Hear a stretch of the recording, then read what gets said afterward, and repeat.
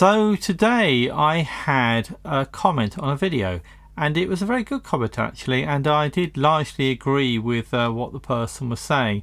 It was an interesting video about how different soundboxes, and I've got a selection here, may or may not work with different sorts of records. And the two sorts of records which the commenter talked about were acoustic records and electrically recorded records. Now this one here, this cinch,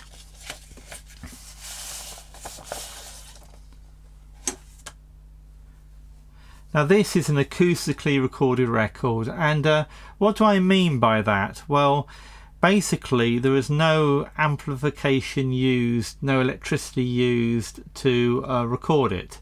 So essentially the artist or artists sung or shouted or played their instruments down a very big horn, and the vibrations actually vibrated a needle which cut the sound signal into the wax, and then from the wax master stamps were made, which then were eventually used to make actual records. There's often several generations of stampers for a variety of reasons.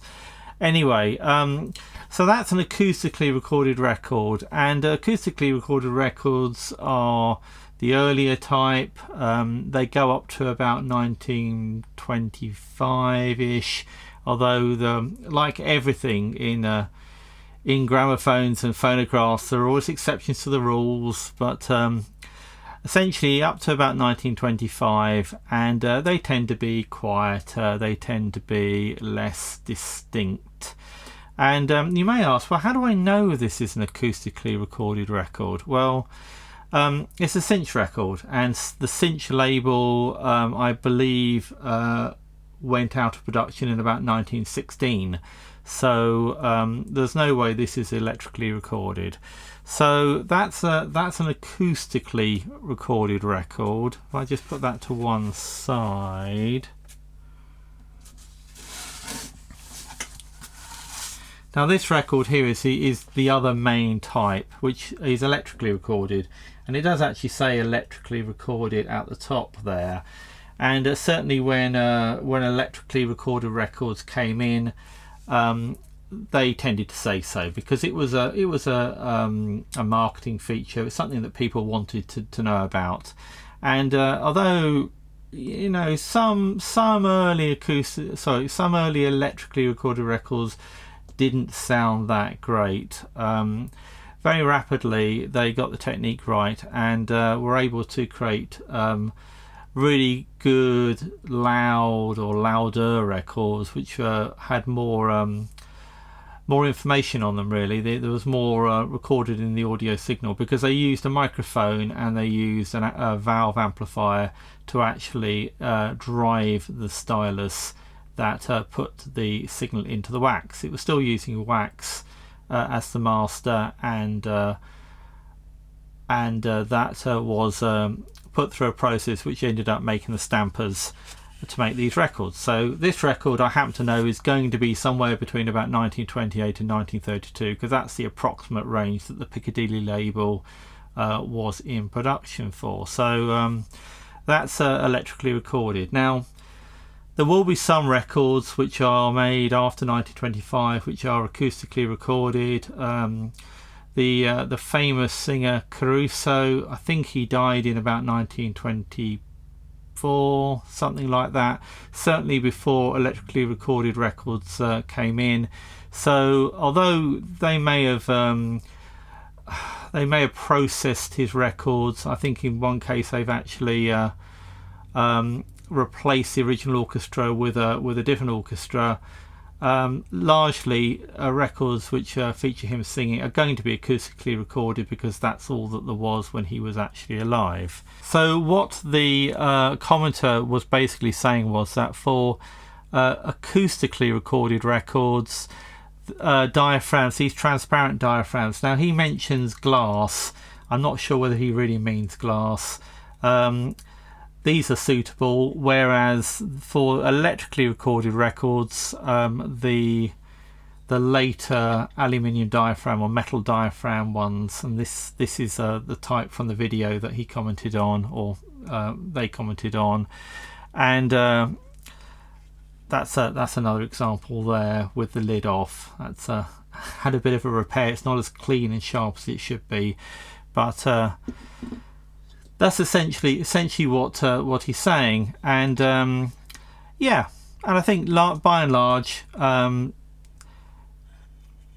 the comment says generally these sort of sound boxes should be used for acoustically recorded, and these sort of sound boxes, or sound boxes with metal diaphragms, should be used for electrically recorded. And there are good reasons for that, really. I mean, this sound box here, I don't know how old it is. I've actually got a couple of these. It's made completely out of machined parts. There's no castings on it at all, as far as I can see. I think this probably dates to around the time of the First World War. This was definitely intended to be used with acoustically recorded records.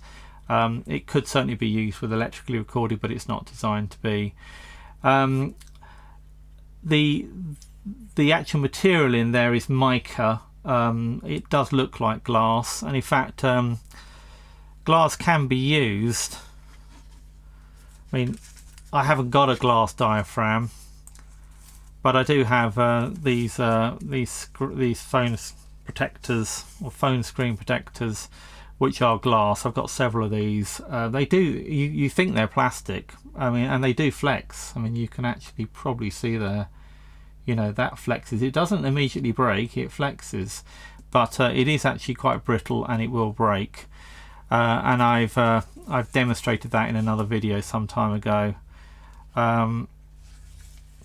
Maybe that's an experiment I need to do again. So before I go any further, I'd just like to say thank you to this commenter, and also all of you who like and comment on my videos. I very much appreciate the interaction. Thank you. So glass could have been used, but this is actually mica. Mica is a mineral, and it comes in sort of like layers, and what tends to happen with it is that it delaminates. And this one here, this is actually an exposition soundbox, which is a knockoff, I believe, of a exhibition soundbox. It's not unlike this soundbox here, which is another copy. It delaminates. I don't know if you can see there, but it's all sort of like gone weird, and it would actually peel off in layers. But mica is flexible, and it can be cut. You can actually cut it with sharp scissors, apparently. I've never tried it myself, I've never actually bought any, but apparently it can be cut, and it's not as rigid as glass. So whether it would actually be damaged by playing louder electrically recorded records, I'm not so sure. Although glass was used, as I said, should be able to turn this into a diaphragm. Even at the time, glass was considered very brittle. All you had to do was sort of like drop the sound box, and the diaphragm would shatter. Mica diaphragms don't shatter that easily. So anyway, the commenter was suggesting that the louder records, and they got louder and louder. I mean, to be honest, going up to the 1950s, they really are quite loud as the technology's improved.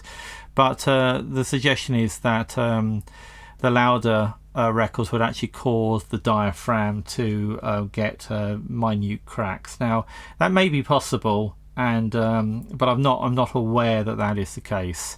And there are exceptions to this rule, of course, in terms of acoustically recorded or electrically recorded. I mean, this is actually a HMV 4, number 4, if you can see there. Get that into camera shot. This design, I believe, goes back to before the First World War, but was actually used by HMV in about 1925 onwards, and they put them on their first first machines designed to play electrically recorded records. So the Soundbox, the whole machine is all still very much acoustic. There's no electricity involved with them, but this Soundbox was designed, or at least marketed, as being suitable for acoustic records and suitable for electric records also. So yeah, some Soundboxes certainly were suitable for both. And I know people have much more recently used Soundboxes like this, and you know, they seem to be fine. They're not maybe as loud as the later metal diaphragm ones, and because it's not quite so, or because the mica material is more rigid than the aluminium diaphragm, it maybe causes more wear on the record also, because it doesn't flex quite as much. But they certainly can be used. So there were other materials used as well for Soundboxes. I think gutta percha was one, paper was certainly one. I don't have any examples of those, no period examples. I've got a few Soundboxes here which have got other sorts of diaphragms. I mean, this one's got a PLA plastic one, which I fitted. This was made on a 3D printer. It doesn't look very nice, it doesn't work very well. I wouldn't recommend that. I'm going to change this for something else certainly at some point. And I've also had some success with the plastic from CD or DVD, well, CD jewel cases, which is what's in this one. It's not as good as mica, but it does work, and I get a reasonable sound out of that. And I've also done some experimentation actually with aluminium Soundbox or aluminium diaphragms, and this is a completely homemade Soundbox that actually works just fine. I mean, it certainly could be improved, but it certainly works just fine. And it goes to show that you can actually make a Soundbox from scratch that does actually work. It's not impossible. Sometimes people talk about these as being like watches, and it's like, well, yeah, they are delicate. You know, do not take one to pieces, or take a screwdriver to one without knowing what you're doing with it. And certainly, you know, the small bits easy to lose, easy to break things, especially the diaphragm. But they're not really like watches. They don't contain all the hundreds of parts that a watch contains. They actually are fairly simple construction. So anyway, that's a few items there. Just wanted to talk through a little bit. So anyway, I'd be interested to know what you think. Would you play electrically recorded records with Soundboxes with mica diaphragms? Would you play acoustically recorded records with Soundboxes with metal diaphragms? I'd be interested in any comments concerning what does and doesn't work, and what you think is good practice. And I know it's going to be a matter of opinion, but just interested to hear. So if you've liked this video, then please do give it a like, because it really does help me. And also, if you've enjoyed it, then maybe watch this video too. So thanks for watching, and I'll see you in the next one.